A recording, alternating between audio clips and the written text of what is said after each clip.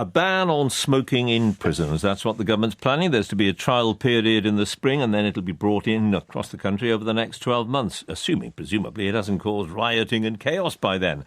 What are the chances of that happening? Well, I'm joined by two men who know the system well. They've both spent years in prison. Mark Johnson, who is now the chief executive of the charity User Voice, which helps former offenders. He was in for 4 years. Ben Gunn was released last August after a total of 32 years inside. Mark Johnson, what do you think?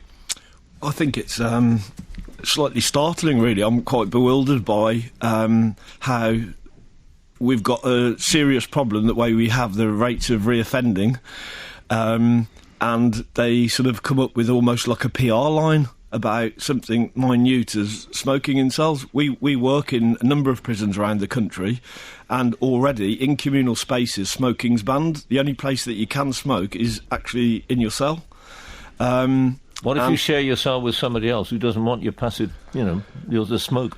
Well, there's an issue which can be resolved on the ground, and that you can start, share cells with somebody who does smoke. Or, when you smoke, you can have a rule where the window's open, because there's windows in cells. I wouldn't want to share a cell full stop, but I wouldn't want to share a cell with somebody who smokes. No, exactly, but what the point that I'm making is that, it's 2013, we've had reoffending figures that the way we have for a number of years now.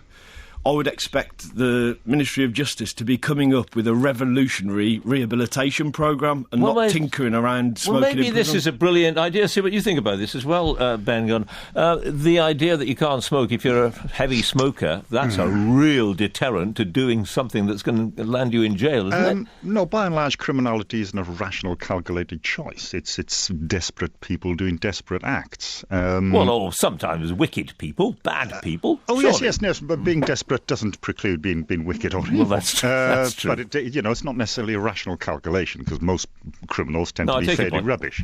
That's why they're always in prison. So that the smoking element, it is a purely vindictive, petty, small-minded policy, but. The reasons given for health and safety are just rubbish. There are procedures in place over passive smoking, as Mark has already said. Just open the windows. But I actually support this policy in my complicated roundabout way, in that this is the least political generation of prisoners. The prisoner society is atomised and has been for 15, 20 years. Hang on, go on. It's the least political is what I'm interested in. Yes, yeah. I mean, you can go back 20, 30 years, or certainly 25 years before the last series of riots. Not that I'm saying that that's a good thing, but it shows a level of politicisation. I see. Now, banning smoking, seen as smoking prisons is the last bastion of smokers. It will give prisoners an issue around which to coalesce and organise. What do you think? There might be riots? It doesn't have to be that. I mean, I spent many years trying to organise a prisoners' union. I think that's a much more coherent way forward than just smashing things up. But Mr. Grayling and the prison service could be doing the likes of myself, who've always campaigned for prisoners to be a greater force in penal reform, could be doing us a great favour. Do you agree with that, Mark? Well, I mean, we run prison councils where we basically build the capacity of the community to start to co-produce decisions that are made in the prison. We just done one recently in Birmingham, HMP Birmingham, with over 1,059 prisoners took part out of 1,400 prisoners.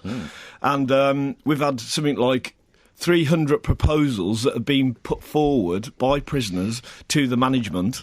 And none of them was to stop smoking, to ban smoking? None of them's to stop smoking. The reason why is because there are greater priorities. We've got round the corner, which I believe this is a precursor to, you've got prisons going down to 5pm bang up, where every prison cell would be banged up at 5pm in the evening. So that means you get up at 8 o'clock, you have your breakfast, they give you your packed lunch at breakfast, a sandwich, you go to work for 3 hours, you come back to your cell for an hour, you go back to work, and when you come back, you're banged up until 8 o'clock the next day. That's what's coming. The amount of money that's being taken outside of prison Yeah, because it's the easiest place to take it. What do you mean take it? I don't know what you mean. Well, we've got... Take money outside of prison. They're removing prison budgets to such a degree... Oh, I see what you mean, yeah, OK. All of the prison budget, all of the rehabilitation programme cupboards are bare. I'm with you. Completely... There's literally minuscule amounts of work being done inside a prison. All right. And then you've got things like this coming, which is heavy PR. They know they're going to get sort of public support. But if you smoke as a human being... I believe that's a human right. Yeah, when we send people to court, you basically you lose your opportunity to be in society. Well, we don't count all of the other losses that we have with people. We don't count the consequences that result. Yeah. On the other hand, Ben, you could argue, couldn't you, that the government has a responsibility. Obviously, it has a responsibility towards prisoners. Smoking's bad for you. Everybody knows that. That's a fact. Yeah. So they should stop you. And they're prepared to give you nicotine patches. No.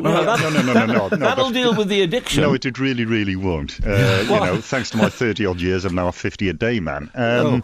Nicotine Plus patches, the nicotine patches. Nicotine patches have a pathetic success rate. It's sometimes in single figures.